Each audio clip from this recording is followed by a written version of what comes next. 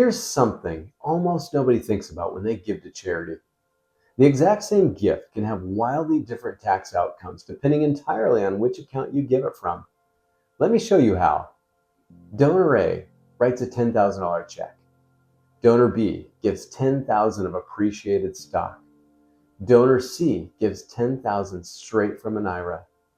All three charities receive exactly $10,000, but the tax consequences for the three donors couldn't be more different. And here's the key question that this whole video comes down to. If the charity ends up with the same amount either way, wouldn't you want to give from the account that benefits you the most? Most people never ask that question. And one of the strategies we're going to discuss today doesn't even require you to itemize deductions. By the end of this video, you'll never write a charitable check the same way again. Cash is what most people reach for. It's the easiest option. It's familiar. Charities often ask for it directly, a check or a credit card. But here's the deeper problem. People tend to treat charitable giving as its own separate decision, walled off from the rest of their financial life. And it shouldn't be. It should be coordinated with your investments, your taxes, and your retirement accounts. Now, cash isn't always the wrong answer. The mistake is reaching for it automatically just because it's easy, without looking at the alternatives. And I'll be honest, I've done this myself. There have been times that I donated cash when I could have easily given appreciated stocks. In charitable giving, like in life, the easiest option isn't always the best one. So let's walk through the options that might serve you better, starting with the one most people miss. Alternative number 1, appreciated investments. This is usually a stock, ETF, or mutual fund that has gone up in value a little or a lot, and that you've held for more than a year. Here's why that can be so powerful. The charity receives the full value of the investment. If you itemize, you may receive a deduction based on the investment's current value. But you also avoid the capital gains tax you would have owed if you sold it, because you never sold it. And let me explain that. Say you bought a stock for $2,000 and now it's worth $10,000.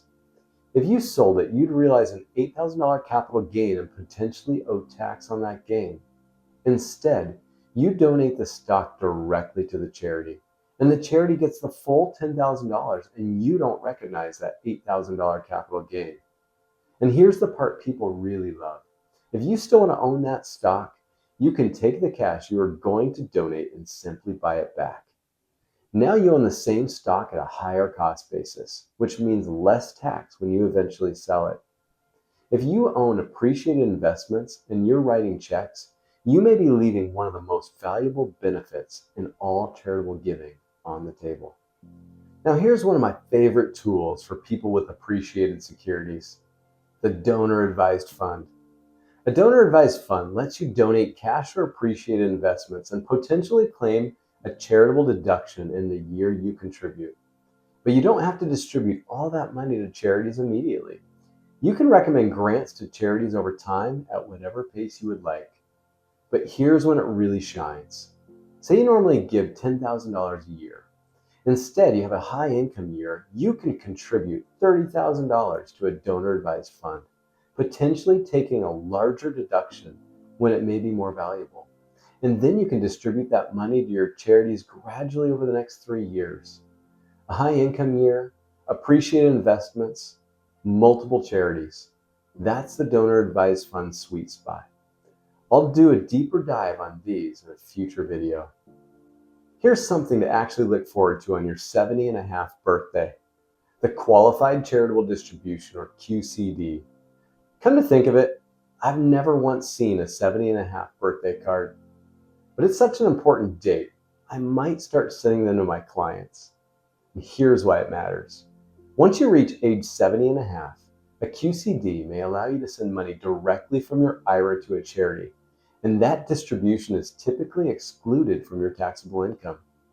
And once RMDs apply, a QCD can count toward all or part of your RMD. There's one important note. A QCD doesn't give you a charitable deduction. The value comes from keeping that IRA money out of your taxable income in the first place, which for a lot of retirees can be worth even more than a deduction. There's one more question worth asking. Do you want to give during your lifetime or leave money to charity after you're gone? Giving during your life lets you see the impact. You can support organizations right when they need it, get involved in their work, and even bring your family into the giving. But if you plan to give at death, the asset you choose can make an enormous difference. Here's an example that surprises people. Imagine leaving a traditional IRA to your kids. As they withdraw the pre-tax money, they generally owe ordinary income tax on those distributions. But leave that same IRA to a charity, that charity generally owes nothing. That makes a traditional IRA one of the most tax-efficient assets you can leave to charity, while other assets like investments in a taxable account often receive more favorable tax treatment when your family inherits them. You're still leaving money to the same people and the same causes. You're just being thoughtful about who gets which assets. And that's the moment charitable giving stops being a year-end tax decision and becomes part of your retirement plan, your estate plan, and the legacy you leave behind. So before you write your next charitable check, ask yourself these 4 questions. 1. Do I own appreciated investments outside my retirement accounts? 2. Am I at least 70 and a half and eligible to give directly from an IRA? 3. Would combining several years of giving into 1 year create a better deduction? And 4. Am I giving during my lifetime or planning a gift at death?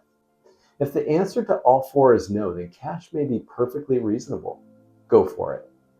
But if even one answer is yes, it's worth pausing before you write that check. Because the goal here isn't a tax deduction or to let taxes decide which causes to support. The goal is to support the organizations you care about while being smart about where that money comes from. Most people don't donate the wrong amount. They don't support the wrong charity. They just give from the wrong account. To make this easier, I've built a short charitable giving strategy finder. You answer a few quick questions about your age, your investments, your retirement accounts, and your giving goals, and it shows you which strategies might be worth exploring.